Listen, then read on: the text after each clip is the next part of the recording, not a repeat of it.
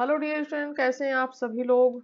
आप सभी लोगों का अनीता भास्कर एकेडमी पे बहुत बहुत स्वागत है। ठीक है, आज हम बात करेंगे यूजीसी नेट एग्जाम जो आपका 2024 का है। 23 का एग्जाम आपका बीत चुका, कैसा हुआ है जिन लोगों ने दिया है और जिन लोगों ने नहीं दिया है और जिसके न्यू एग्जाम है अब।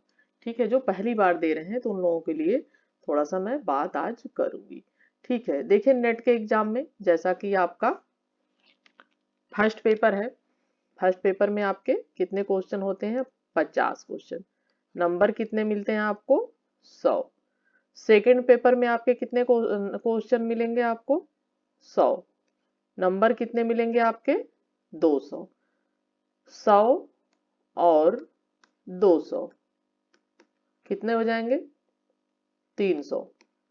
तो अब 300 का नंबर का पेपर होता है, जैसा कि 2018 से सिलेबस जो है आपका चेंज हो चुका है। तो 300 नंबर का एग्जाम होगा और 3 घंटे। ठीक है, 3 घंटे का आपका एग्जाम होगा 300 नंबर का। ठीक है, तो ये है कॉमन चीजें। फर्स्ट पेपर और सेकंड पेपर तीनों मिला के कितने हो जाएंगे? दोनों जो है मिला के 150 क्वेश्चन। 150 क्वेश्चन और 300 मार्क्स आपके मिलेंगे। यहाँ पे मैं डिस्कस करूंगी यूजीसी नेट का जो हिस्ट्री का आपका पेपर है, तो उसका सिलेबस डिस्कस करूंगी कि आपको क्या क्या पढ़ना है। ठीक है, तो हम जो 2024 का एग्जाम होगा आपका, हमें क्या क्या पढ़ना है हिस्ट्री के सिलेबस में। पॉलिटिकल का भी सिलेबस डाल दूंगी, जो हिस्ट्री के बच्चे हैं वो देख लें। पॉलिटिकल का भी सिलेबस में बना के डाल दूंगी वीडियो पे, तो आप जरूर देख लें हमें क्या क्या करना है। ठीक है, देखिए, और आपसे कहना चाहती हूँ अगर आप चैनल पर नए हैं तो चैनल को सब्सक्राइब जरूर कर लें, वीडियो को लाइक कर दें और अपने कमेंट जरूर रखें। ठीक है, तो देखिए, भारतवर्ष। भारतवर्ष सभा, समिति, वर्णाश्रम, वेदांत, पुरुषार्थ। ठीक है, जो आपका ये सारी चीजें, जनमत, जनपद, कर्म का सिद्धांत, दंड नीति, अर्थशास्त्र, सप्तांग सिद्धांत। ठीक है, चैत्य विहार, बहुत ये सारी चीजें आपको देखने को मिलेंगी। और भोग, विष्टि, स्त्रीधन, ये सारा सुलह कुल। ठीक है, मदरसा, मकतब। ठीक है, और इसके अलावा फरमान, सत्याग्रह, स्वदेशी, यानी ये पूरा जो है ये प्राचीन से लेके, शुरुआत से लेके यहाँ तक पूरा हो जाएगा ये। ठीक है, लास्ट तक जब आजादी मिली उसके बाद की चीजें। ठीक है, नीतियां वतियां जो बनी, इसमें सारी चीजें आपके इसमें आएगी नेट के सिलेबस में। अब हम चलेंगे इकाई पे। ठीक है, इकाई यानी आपका यूनिट, ये फर्स्ट है। ठीक है, इसमें 10 यूनिट है और ये यूनिट क्या है? फर्स्ट। यूनिट फर्स्ट आप देखेंगे तो स्रोतों संबंधी वार्ता, पुरातात्विक साथ, यानी भारतीय इतिहास जानने के साधन क्या है, कौन कौन से स्रोत है, जैसे मुद्राएं हो गई, अभिलेख हो गए, स्थापत्य कला हो गई। ये बहुत सारी चीजें हैं जो हम जिससे प्राचीन इतिहास का स्रोत हमें पता चलता है। खोज हो गई, अन्वेषण, उत्खनन जो कराए गए, पुरालेख विद्या, मुद्रा शास्त्र आदि की जानकारी, पुरातत्व शीलों का काल निर्धारण, साहित्यिक स्रोत जो कि विदेशी साहित्य है, जैसे बाहर से भी आए लोग यहाँ पे रहे, जैसे हर्षवर्धन के शासन काल में पेंसांग आया। ठीक है, और चीनी यात्री फाहियान आया। ठीक है, और बाहर से जो विदेशी आए, तो उन सब के जो साहित्यिक, जो उन्होंने यहाँ से लौट कर, जैसे मेगस्थनीज ने इंडिका लिखी। ठीक है, कल्हण की राजतरंगी, यानी देसी विदेशी सभी लोगों के जो साहित्य है, ठीक है, जो उन्होंने लिखे उस पर आधारित, तो वो सारी चीजें आपको इकाई फर्स्ट में पढ़नी है। ठीक है, विदेशी विवरण है, यूनानी, चीनी, अरबी, जो भी विद्वान आए यहाँ पे, उन्होंने जो यहाँ पे वृतांत यात्रा विवरण लिखा, वो सारी चीजें इसमें आ जाएंगी। सिंधु घाटी की सभ्यता बहुत महत्वपूर्ण है, इससे बहुत क्वेश्चन आते हैं और हमेशा आते हैं। सिंधु घाटी की सभ्यता का उद्भव कैसे हुआ, विस्तार कैसे हुआ, सीमाएं क्या थी, पतन कैसे हुआ, ये सारी चीजें आपको वहां पे इसमें पढ़ना है।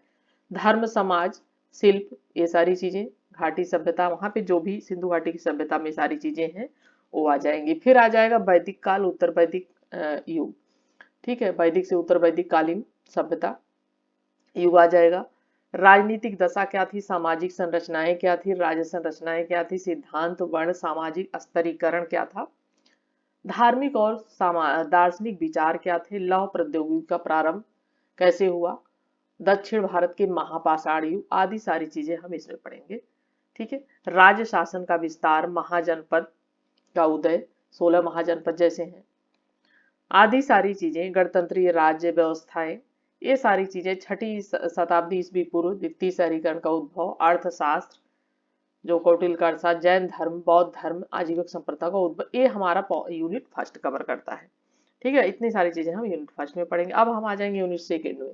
यूनिट सेकंड में क्या है, राजसी साम्राज्य तक, मगध का उत्थान, सिकंदर के अधीन यूनानी आक्रमण हुआ जो, मौर्यों का प्रचार प्रसार, राज्य व्यवस्था, समाज, अर्थव्यवस्था, अशोक का धम्म, उसकी नीतियां, उसकी प्रकृति, मौर्य साम्राज्य का हास कैसे हुआ यानी पतन कैसे हुआ, और विघटन कैसे हुआ, जैसे कि मौर्यकालीन कला, वास्तुकला, अशोक के राजवंश, भाषा और लिपियां, ये सारी चीजें हम पढ़ेंगे।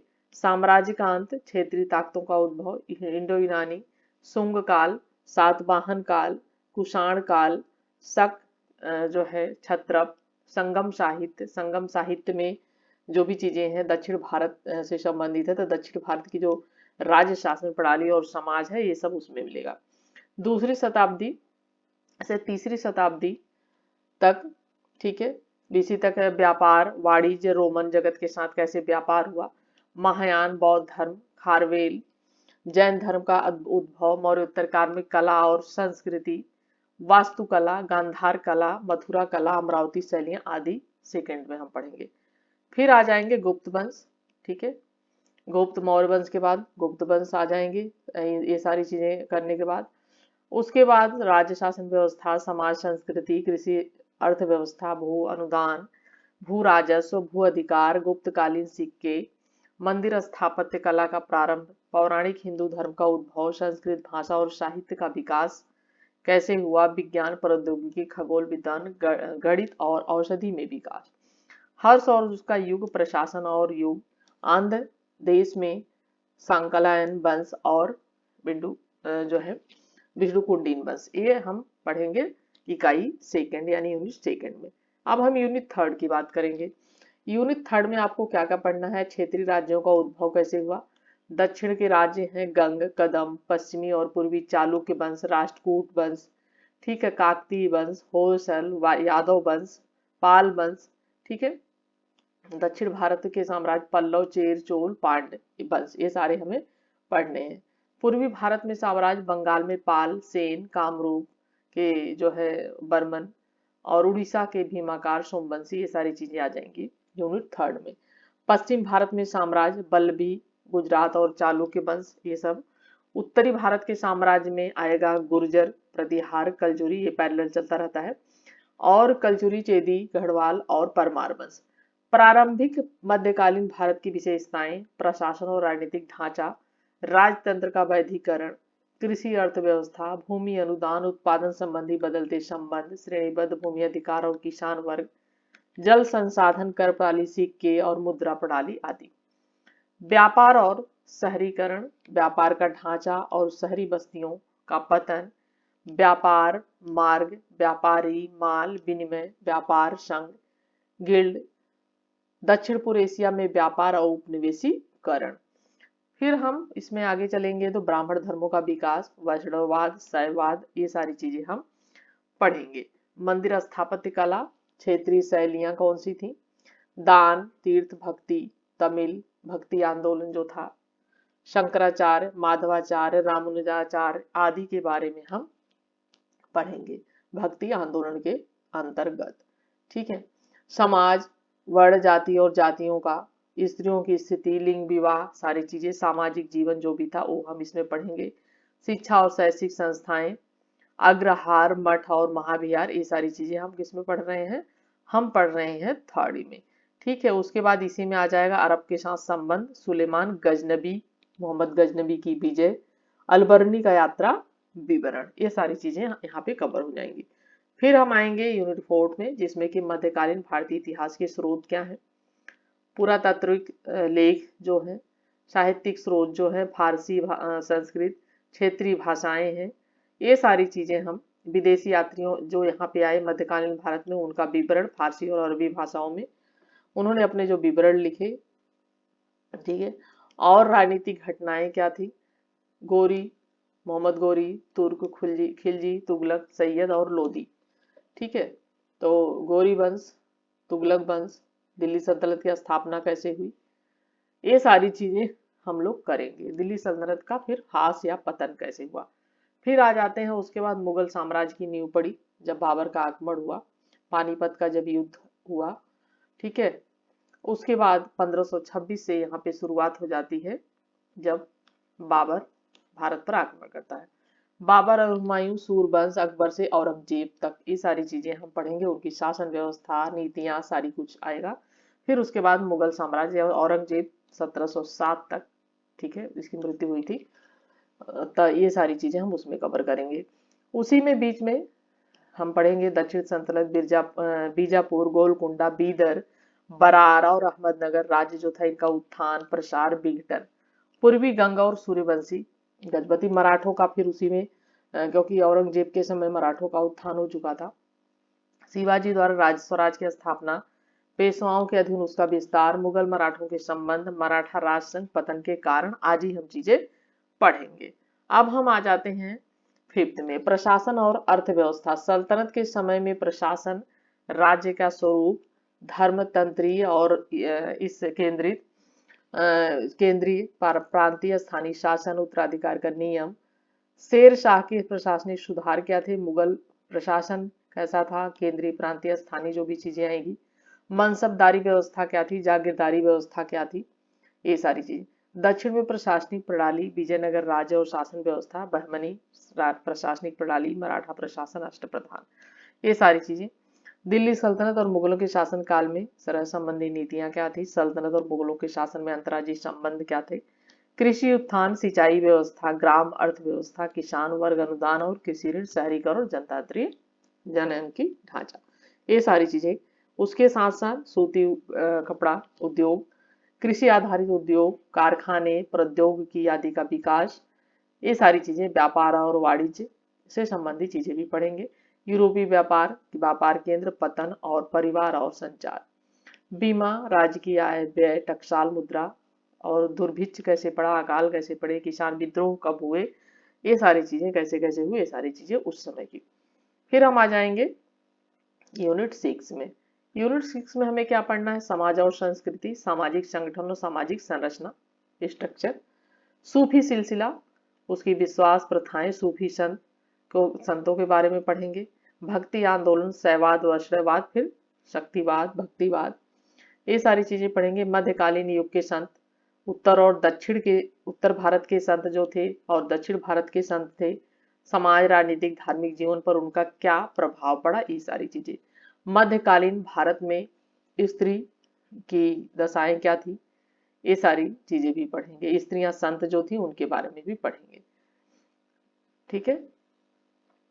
सिख आंदोलन, गुरु नानक देव और उनकी शिक्षाएं, प्रथाएं, आदि ग्रंथ, खालसा पंथ की स्थापना, ये सारी चीजें भी हम इसमें कवर करेंगे। सामाजिक वर्गीकरण, शासक वर्ग, प्रमुख धार्मिक समूह, उलेमा, वाणिज्यिक वर्ग, राजपूत समाज, ग्रामीण समाज, छोटे जो है सामंत जो थे, ग्राम कर्मचारी, कृषक, गैर कृषक, शिल्पकार, स्त्रियों की स्थिति, जनना व्यवस्था क्या थी, देवदासी व्यवस्था क्या थी, वो भी हम इसमें पढ़ेंगे।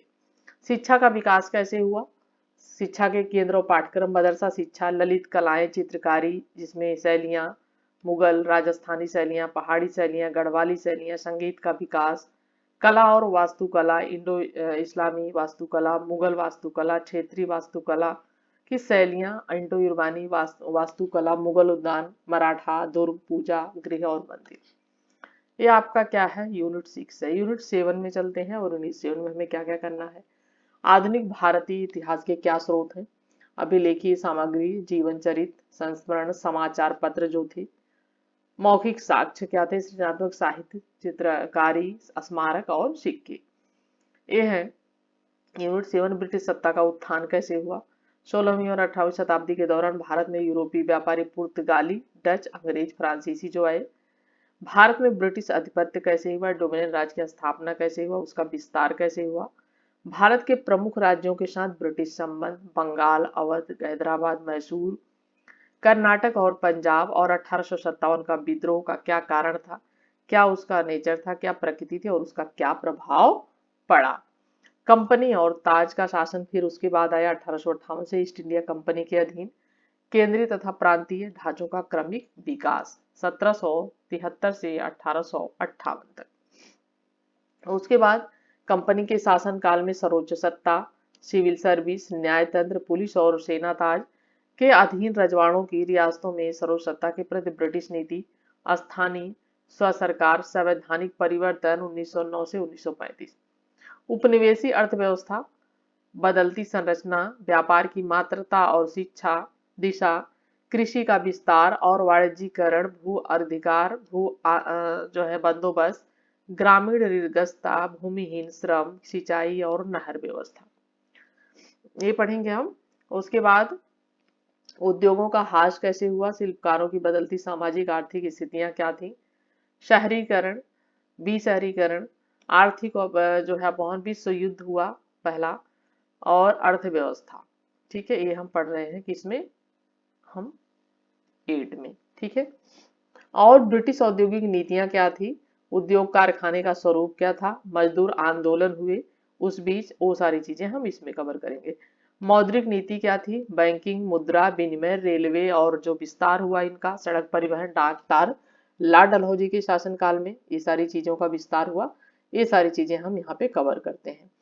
उसके बाद शहरी केंद्रों का विकास, नगर आयोजन, साहित्य की नूतन विशेषताएं, शहरी समाज और शहरी समस्याएं, अकाल, महामारी और सरकारी नीति, जनजाति और किसान आंदोलन, संक्रमण काल भी पढ़ेंगे हम, भारतीय समाज, ईसाई धर्म से संपर्क, ईसाई मिशन और मिशनरी, भारत की सामाजिक एवं आर्थिक प्रथाओं और धार्मिक धारणाओं की समालोचना, शैक्षिक तथा अन्य गतिविधियां। ये है क्या है हमारा 8 चल रहा है। और नई शिक्षा नीति, सरकारी नीति, विषय वस्तु अंग्रेजी भाषा, विज्ञान, प्रौद्योगिकी, आधुनिकता की ओर, भारतीय पुनर्जागरण, सामाजिक धार्मिक सुधार, मध्यम वर्ग का उद्भव, जातीय संगठन, जाति गतिशीलता, स्त्रियों से संबंधित प्रश्न, राष्ट्रवादी चर्चा, स्त्रियों के संगठन, स्त्रियों से संबंधित ब्रिटिश कानून, लिंग पहचान, संवैधानिक स्थिति, प्रिंटिंग प्रेस, पत्रकारिता संबंधी गतिविधियां तथा लोकमत, भारतीय भाषाओं और साहित्यिक विधाओं का आधुनिकीकरण, चित्रकारी, संगीत और प्रदर्शन कलाओं का पुनरुत्थान। फिर उसके बाद हम 9 में पढ़ेंगे भारतीय राष्ट्रवाद का उत्थान हुआ। ठीक है, 1800 जैसा कि 85 में, ठीक है, भारतीय राष्ट्रीय कांग्रेस की स्थापना हुई। ठीक है, ये सारी चीजें हम इसमें पढ़ेंगे, राष्ट्रवादी आंदोलन, ठीक है, स्वदेशी और स्वराज आदि सब पढ़ेंगे। गांधी जी के आंदोलन है इसमें, सुभाष चंद्र बोस, INA राष्ट्रीय आंदोलन, मध्य वर्ग की भूमिका क्या रही राष्ट्रीय आंदोलन में, स्त्रियों की भागीदारी क्या रही, वामपंथी राजनीति हुई, दलित वर्ग आंदोलन हुआ, सांप्रदायिक राजनीति, मुस्लिम लीग का भारत की जो है पाकिस्तान की उत्पत्ति हुई, स्वतंत्रता और विभाजन की ओर, यानी 1947 में जब विभाजन हुआ। ये सारी चीजें हम पढ़ेंगे 9 में। स्वतंत्रता के पश्चात भारत विभाजन की चुनौतियां, भारतीय रजवाड़ों के रिवासतों का एकीकरण, कश्मीर, हैदराबाद और जूनागढ़, इनका एकीकरण कैसे किया गया। ठीक है, BR अम्बेडकर, भारतीय संविधान का निर्माण हुआ, इनकी विशेषताएं क्या थी इसकी, अधिकारी वर्ग का ढांचा, नई शिक्षा नीति, पहली शिक्षा नीति जो आई। ठीक है, आर्थिक नीतियां क्या थी, नियोजन प्रक्रिया, विकास, स्थापना, विस्थापन और जनजातीय मुद्दे, राज्यों का भाषाई पुनर्गठन, केंद्र राज्य संबंध, विदेश नीति संबंधी पहल, पंचशील समझौता, भारतीय राजनीति की गत्यात्मकता, आपातकाल, उदारीकरण, भारतीय अर्थव्यवस्था का निजीकरण और वैश्वीकरण यानी ग्लोबलाइजेशन। ठीक है, ये सारी चीजें पढ़ेंगे हम। 10 में क्या पढ़ेंगे, ऐतिहासिक प्रणाली क्या है, शोध प्रणाली, लगता इतिहास लेखन, इतिहास की विषय, विस्तार, सीमा, महत्व, वस्तुनिष्ठा, पूर्वाग्रह, इतिहास और इसके सहायक विज्ञान। ठीक है, इतिहास में कार्य कारण संबंध और कल्पना क्या है, क्षेत्रीय इतिहास का महत्व का, ये आपका यूनिट 10 है। भारतीय इतिहास में आधुनिक प्रवृत्तियां, शोध कार्य प्रणाली। ठीक है, स्रोत, आंकड़ों का संग्रह, प्राथमिक द्वितीयक मूल तथा स्रोत जो है, और इतिहास में प्रवृत्तियां, वर्तमान भारतीय इतिहास लेखन, इतिहास विषय का चयन, नोट्स लेना, ये सारी चीजें हम इसमें पढ़ेंगे। साहित्यिक चोरी क्या है, बौद्धिक बेईमानी और इतिहास लेखन, ऐतिहासिक लेखन का प्रारी यूनानी रोपन, गिरजाघर संबंधी इतिहासकार लेखन, पुनर्जागरण और इतिहास लेखन पर इसका क्या प्रभाव पड़ा, और इतिहास लेखन में विदेशी चीजें भी कुछ हमें पढ़नी है। बर्लिन क्रांति हो गया, इतिहास का मार्क्सवादी दर्शन, वैज्ञानिक भौतिकवाद आदि, और इतिहास का चक्रीय सिद्धांत, ओसवाल्ड स्पेंगलर, चुनौतियों प्रत्युत्तर सिद्धांत, अर्नोल्ड जोसेफ टायनबी, इतिहास में उत्तर आधुनिकतावाद। ठीक है, ये हो जाएगा हमारा, क्या हो जाएगा, ये हो जाएगा यूनिट हमारा 10। ठीक है, तो हमें इतनी सारी चीजों को क्या करना है बच्चों, हमें पढ़ना है। नेट का आपको एग्जाम अगर देना है 2024 में, ठीक है, तो अभी से अपनी पढ़ाई स्टार्ट कर दीजिए, शुरू कर दीजिए, जिससे आपको थोड़ा सा अच्छे से वक्त मिल सके। ठीक है, और अपडेट रहने के लिए जरूर चैनल को सब्सक्राइब कर लें, बेल आइकन प्रेस कर लें, जिससे आपको न्यू वीडियो की नोटिफिकेशन मिलती रहे। तो इसी के साथ अपने जो है, जो भी आपके सुझाव हो, जो भी कमेंट हो, वो जरूर आप करेंगे, लाइक वीडियो को कर देंगे, चैनल पे नए होंगे तो सब्सक्राइब जरूर कर लेंगे। आप सभी से मिलती हूँ फिर नेक्स्ट वीडियो में। तब तक के लिए आप सभी लोगों का thank you for watching video.